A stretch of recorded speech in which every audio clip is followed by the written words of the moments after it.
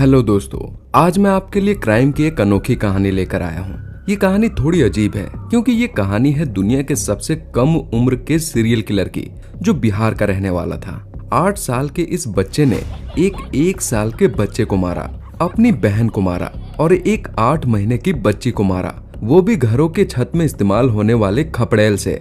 वो मौका मिलते ही बच्चों को मारता और उनको मारकर खुश हो जाता। इस बच्चे के माँ बाप को भी पता था कि बच्चों को मारने वाला उनका ही बेटा है, फिर भी वो चुप रहते हैं।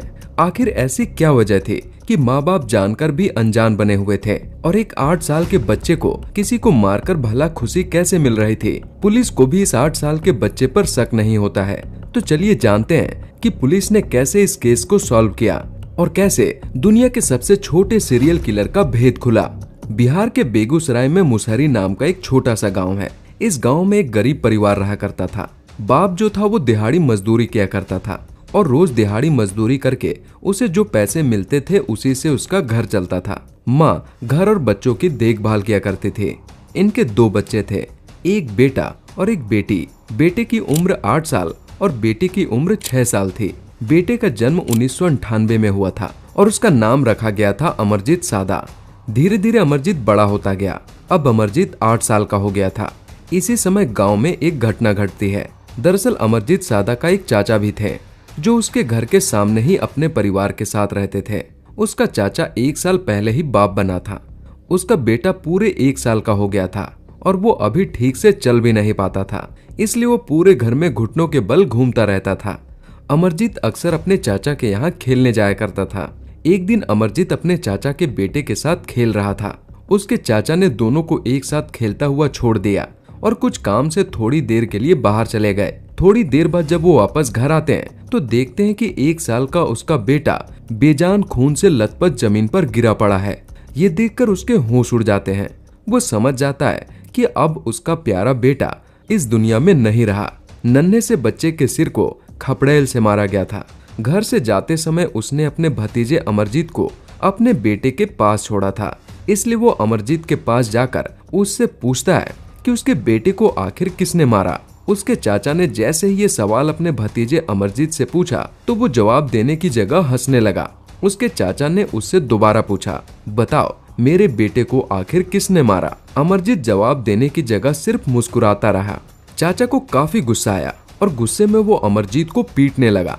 उसके चाचा को ये तो समझ आ गया था कि उसके बेटे को उसके भतीजे अमरजीत सादा ने ही मारा है, लेकिन सबको यही लगा कि खेल खेल में दुर्घटना घट गई होगी, इसलिए वो अमरजीत पर ज्यादा ध्यान नहीं देते हैं। और ये घर का मामला था तो ये बात पुलिस तक भी नहीं पहुंचती है। इस घटना को बीते अभी सिर्फ 6 महीने ही हुए थे कि और एक मामला सामने आ गया। इस बार अमरजीत ने अपने 6 साल की बहन को ही मार दिया था। दरअसल बाप दिहाड़ी मजदूर था तो वो मजदूरी करने गया हुआ था। घर पर माँ थी तो वो अपने घर के कामों में व्यस्त थी।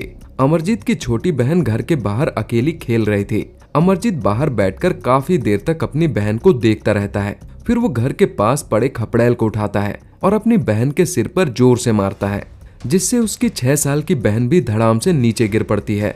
उसकी बहन खेलने में व्यस्त थी। उसे क्या पता था कि उसका बड़ा भाई उसकी जान लेने वाला है। चीख सुनकर अमरजीत की माँ फौरन दौड़कर बाहर आती है। वो देखती है कि उसके बेटे ने उसकी बेटी को जान से मार दिया है। कुछ देर बाद अमरजीत के पिता को भी ये खबर मिल जाती है कि उसकी बेटी अब इस दुनिया में नहीं रही। ये सुनते ही अमरजीत के पिता फौरन घर पहुंच जाते हैं। उसके पिता को जब ये पता चलता है कि उसके बेटे अमरजीत सादा ने ही अपनी बहन को मारा है तो वो बहुत गुस्से में आ जाते हैं, क्योंकि ऐसी हरकत उसने 6 महीने पहले चाचा के बेटे के साथ भी किया था। अमरजीत के पिता गुस्से में उसे खूब पीटने लगते हैं। उसे काफी देर पीटने के बाद आखिर में उसके पिता रोने लगते हैं और रोते रोते शांत होकर बैठ जाते हैं। इस मामले को भी पुलिस तक नहीं पहुंचने दिया गया, क्योंकि घर की बेटी तो दुनिया से जा चुकी थी और अगर पुलिस तक ये बात पहुंच जाती तो घर का बेटा भी चला जाता। इसलिए कुछ दिनों में ये भी मामला शांत हो गया। कुछ दिनों तक अमरजीत को उसके पिता पीटा भी करते थे ताकि वो सुधर जाए। अमरजीत सादा भी पिटाई खाने के बाद अपने पिता से कहता था कि वो अब ऐसा नहीं करेगा। अब इस मामले को भी 3 महीने बीत चुके थे। गाँव में फिर से एक और घटना सामने आती है। गाँव में ही एक स्कूल था। गाँव की एक महिला अपने 8 महीने की बच्ची खुशबू को लेकर स्कूल के कैंपस में थी। उसकी माँ को कुछ काम से घर जाना था, लेकिन उसकी 8 महीने की बच्ची सो रही थी तो उसे लगा कि वो थोड़ी देर में ही घर से वापस आ जाएगी, क्योंकि उसका घर स्कूल कैंपस के पास ही था, इसलिए वो अपनी बच्ची को स्कूल कैंपस में ही सोता हुआ छोड़कर अपने घर चली जाती है। थोड़ी ही समय में वो वापस स्कूल अपने बच्चे के पास आ जाती है, लेकिन जिस जगह पर उसकी माँ बच्ची को सुलाकर गई थी वो वहाँ पर मौजूद नहीं थी। 8 महीने की बच्ची आखिर कहाँ जा सकती थी। उसकी माँ पूरे स्कूल कैंपस में पागलों की तरह अपने बच्ची को ढूंढती है, लेकिन उसे वो नहीं मिलती। रोते चिल्लाते वो अपने घर पहुंचती है और सबको इस बारे में बताती है। फिर सारा परिवार मिलकर उस बच्ची को ढूंढने में लग जाता है। काफी देर तक ढूंढने के बाद भी उस बच्ची का कहीं पता नहीं चल पाता है। थक हार कर उस बच्ची के माता पिता पुलिस में जाकर रिपोर्ट लिखवाते हैं। भले ही गांव में पहले हुए 2 बच्चों की मौत की रिपोर्ट पुलिस तक नहीं पहुंची थी, लेकिन पुलिस को ये बात पता थी और अब फिर से एक और बच्ची गायब थी। पुलिस ने बिल्कुल भी देर नहीं किया और तुरंत स्कूल पहुंच गए जहां से बच्ची गायब हुई थी। बच्ची की माँ से जब पुलिस पूछताछ करती है तो वो बताती है कि स्कूल में कोई नहीं था, मैं अपनी बच्ची को सोता छोड़कर पास में ही घर गई थी और थोड़ी देर में वापस भी आ गई थी। कुछ ही देर के अंदर उसकी बच्ची वहां से गायब हो गई। जब पुलिस ने उससे पूछा कि उस समय उसने किसी को देखा था तो उसने बताया कि स्कूल के बाहर उसने अमरजीत को देखा था। गांव काफी छोटा था तो सभी लोग एक दूसरे को और उनके बच्चे को भी अच्छे से जानते थे। पुलिस को लगा कि एक बच्चे से भला क्या पता चलेगा, लेकिन फिर भी उन्हें लगा कि शायद उन्हें कोई क्लू मिल जाए। पुलिस तुरंत अमरजीत सादा के पास पहुंच जाती है। पुलिस अमरजीत से जैसे ही उस बच्चे के बारे में पूछती है तो अमरजीत मुस्कुराने लगता है। पुलिस जितनी बार उससे पूछती है अमरजीत उतनी बार बस मुस्कुराता रहता है। पुलिस बार बार उससे पूछती है ताकि किसी तरह उससे कुछ पता किया जा सके। तो अमरजीत अचानक से कहता है कि अगर पुलिस वाले उसे बिस्किट देंगे तो वो सब कुछ बता देगा। पुलिस को लगता है कि एक बच्चा भला क्या बताएगा, फिर भी उन्हें लगा कि बच्चा है, बिस्किट खाने के लिए बहाने कर रहा है। लेकिन फिर भी पुलिस सोचती है कि बच्चा बिस्किट की जिद कर रहा है तो उसे खिला देते हैं, हो सकता है इससे कुछ क्लू ही मिल जाए। बगल में ही खड़े गांव के एक आदमी को पुलिस एक बिस्किट का पैकेट लाने को कहती है। वो आदमी एक बिस्किट का पैकेट लेकर आ जाता है। पुलिस वाले उस बिस्किट के पैकेट को अमरजीत को दे देते हैं। अमरजीत पहले बिस्किट का पैकेट खोलता है, फिर आराम से बिस्किट निकालकर खाने लग जाता है। अब पुलिस अमरजीत से पूछती है, अब बताओ। तो अमरजीत मुस्कुराता है और बिस्किट खाते खाते कहता है कि उसने उस बच्ची को खपड़ेल से मारकर सुला दिया है। पुलिस को ये बात समझ में नहीं आई, लेकिन फिर उसने पूछा कि उसे कहाँ सुला दिया, तो वो बिस्किट खाते हुए मुस्कुराता है और इतना ही कहता है, मैंने उसे खपड़ेल से मारकर सुला दिया है। अमरजीत बिस्किट खा रहा था और पुलिस उससे सब जानने की कोशिश कर रही थी। पुलिस फिर से पूछती है, उसे तुमने कहाँ सुला दिया। अमरजीत की बिस्किट खत्म हो जाती है तो वो पुलिस से कहता है कि मुझे एक और बिस्किट दिलवाओगे, तभी मैं बताऊंगा कि मैंने उसे कहाँ सुलाया है। पुलिस वाले ने एक और बिस्किट का पैकेट मंगवाकर उसे दिया।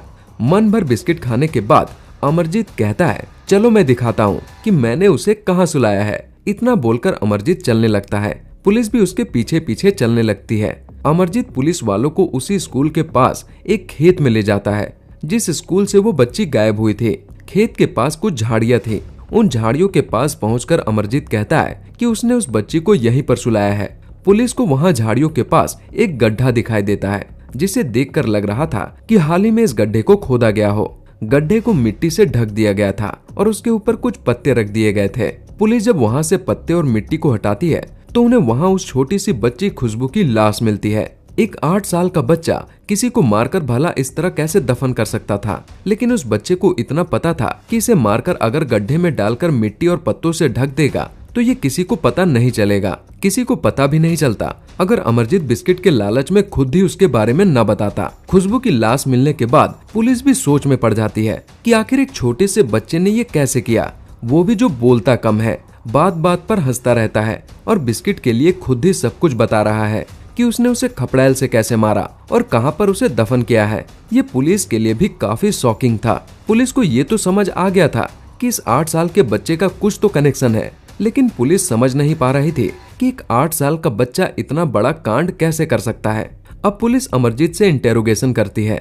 पुलिस उसको डराती और धमकाती है ताकि डर से अमरजीत पुलिस को सब बता दे, लेकिन अमरजीत मुस्कुराता रहता और बस यही बोलता कि मुझे कुछ और खिलाओगे तो ही मैं बताऊंगा। तो उसे जो भी खाना होता पुलिस उसके लिए मंगवा देती।